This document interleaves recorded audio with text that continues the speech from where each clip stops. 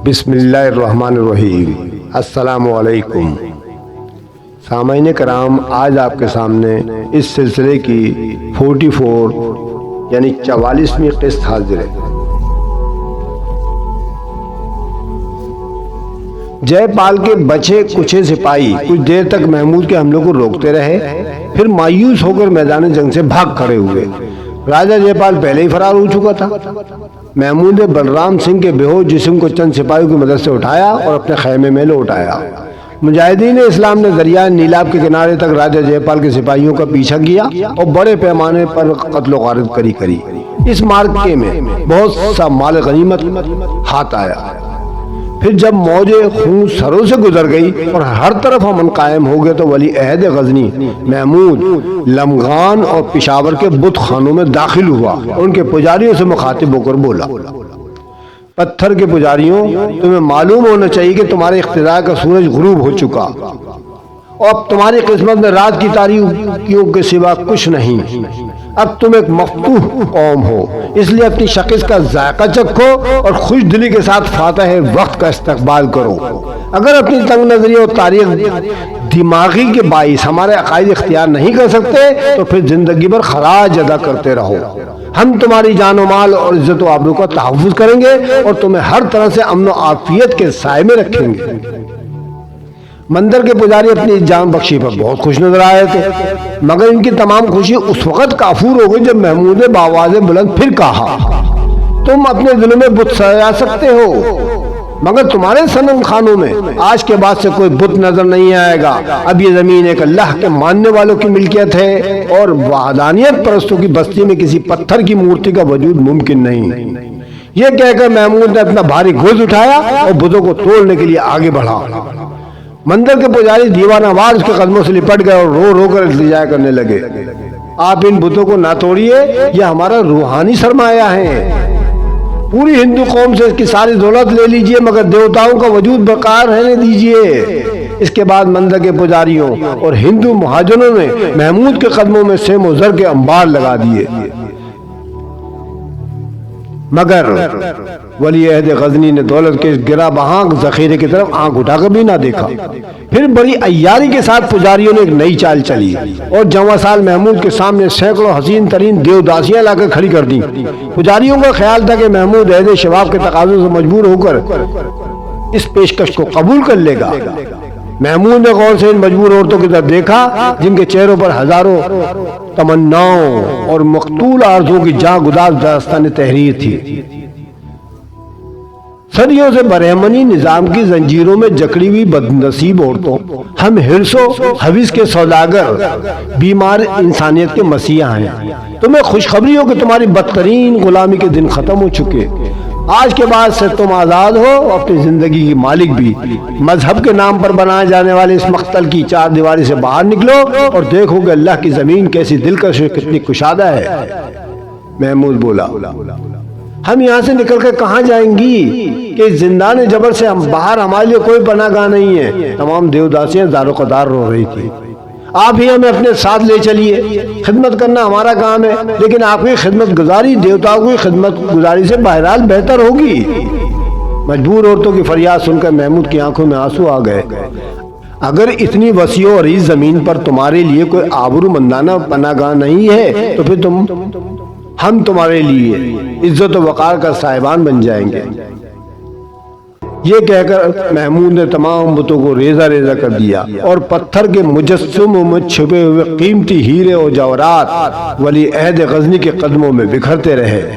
ये महमूद की पहली रस्म बुत शिकनी थी।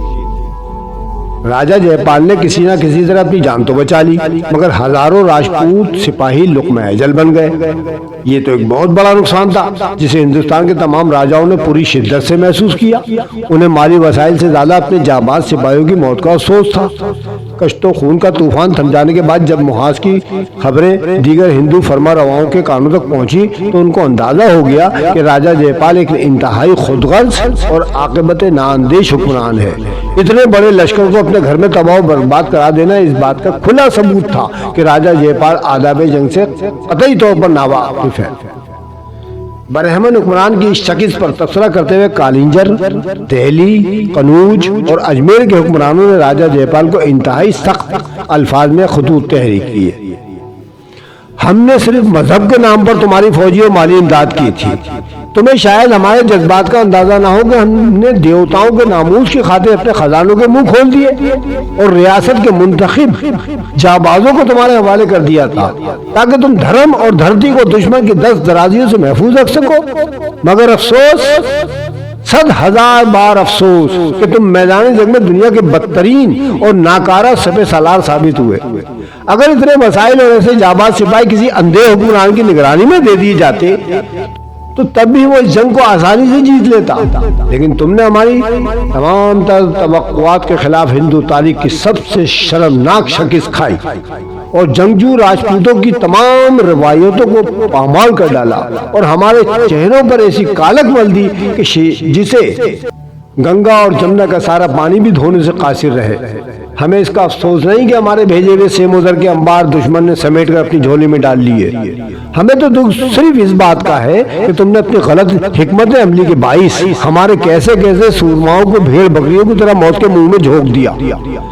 अगर तुम अपनी जान भी दे दो तो इस गुनाह का कफारा अदा नहीं हो सकता, लेकिन तुम्हारी नामुराद जिंदगी खत्म हो जाने से इतना जरूर होगा कि जमीन अपने आप को किसी कदर हल्का महसूस करेगी।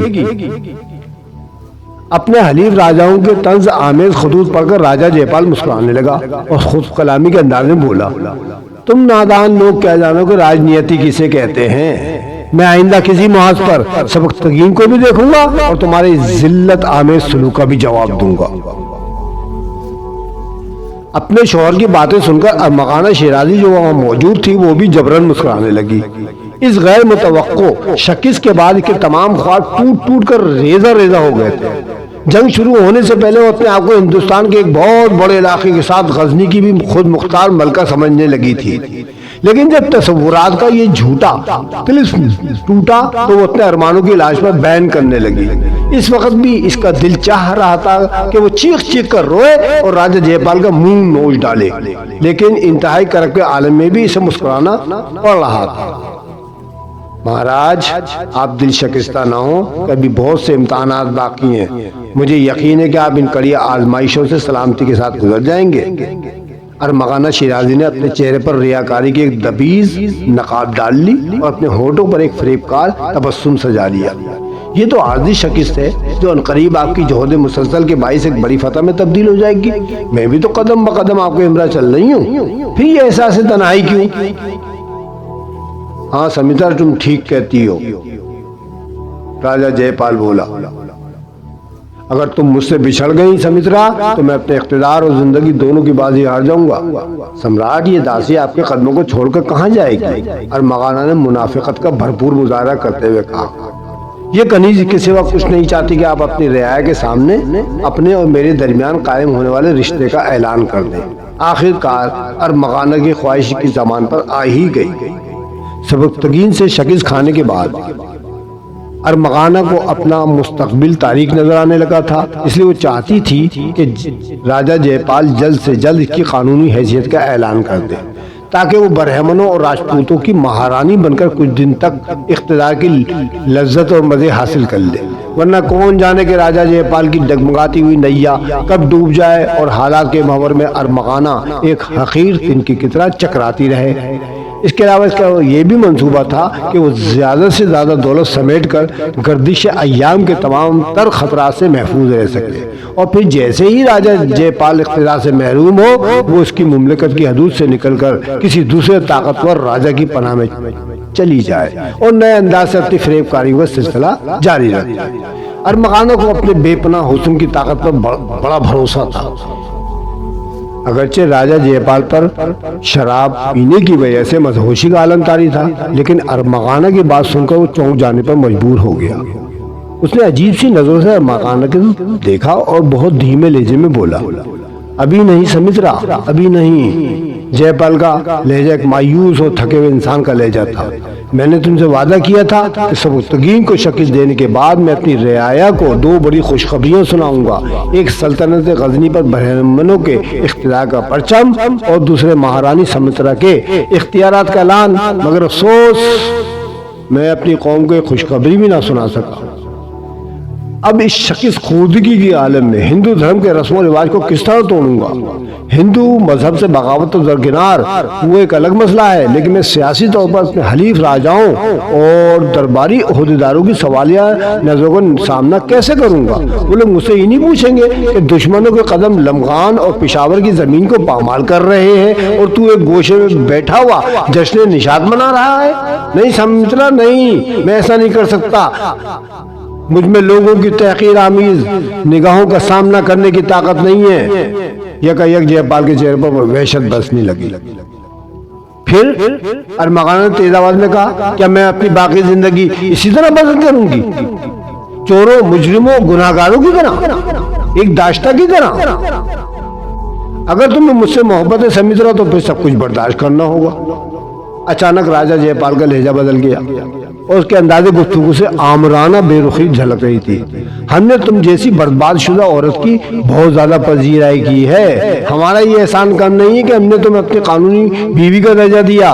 हम इस पर पूरी तरह कादिर थे कि तुम एक अदना दर्जे की दाश्ता बनाकर छोड़ देते और हमारी तरफ से इस बात की भी इजाजत ना होती कि तुम हमारे खिलाफ कोई हुर्फे एहतजाज बुलंद कर सको। राजा जयपाल के बिगड़े हुए तीवर देकर अरमगाना का चेहरा तो जर्द पड़ गया। ये आप क्या कह रहे हैं सम्राट? हमारी बात गौर से सुनो समित्रा। राजा जयपाल ने इंतहाई नाखुशगवार लहजे में अरमगाना को मुखातिब करते हुए कहा, आज ये मसला हमेशा के लिए हल हो जाना ही चाहिए। कैसा मसला महाराज? जयपाल का नया रूप देखकर अरमगाना शिद्दत खौफ से कांपने लगी। यही कि तुम आइंदा अपनी शादी के सरकारी ऐलान के लिए इसरार नहीं करोगी। जब हम कोई बड़ी फतह हासिल कर लेंगे तो फिर तुम्हें भी महारानी का एजाज बख्श देंगे। ये कहकर ब्राह्मण हुक्मरान कुछ देर के लिए खामोश हो गया और फिर यकायक चौंकते हुए बोला, हाँ, हमें फतह के नाम पर याद आया कि तुम्हारा वो नजूमी बाप कहाँ है जो बड़े पुरशोर दावों के साथ हमारी अजीमुशान फतह की पेशन गोई कर रहा था। हम इससे पूछना चाहते हैं कि सितारों की चालें उलट कैसे गई और आसमान पर लिखी हुई तहरीक किस तरह तब्दील हो गई? इसे इसी वक्त हमारे हुजूर पेश करो। वो हमें बहुत दिन से नजर भी नहीं आ रहा है। फिर कुछ देर बाद ही ऐसा शिराजी सहमा व राजा जयपाल की खिलफत में हाजिर हुआ। तू भी झूठा, तेरा इल्म भी झूठा। राजा जयपाल ने इंतहाई गजबनाक और हिकारत आमेज लहजे में कहा, अगर किसी नजूमी की दो पेशन गोइयां गलत साबित हो जाए तो फिर हमेशा के लिए इसका एतबार उठ जाता है। आज से हम तुझे भी एक नामोतबर इंसान समझते हैं। शिद्दत गजब के बाइस जयपाल की मखमूर आंखों से चिंगारी निकलने। दिल तो चाहता है कि तेरा मुंह काला करके मुल्तान और लाहौर की गलियों में फिराएं, मगर क्या कहें, तू हमारी धर्म पत्नी का बाप है और यही रिश्ता हमारे खैर की आंख को पूरी तरह भड़कने नहीं देता।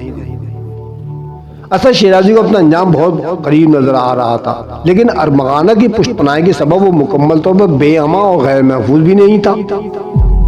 चुनांचे वो संभल गया और बोला, अगर सम्राट मेरी जाब बख्शी का वादा फरमाए तो मैं इस शकीस के सिलसिले में एक हैरत अंगेज इंकिशाफ कर सकता हूँ। कैसा इंकिशाफ?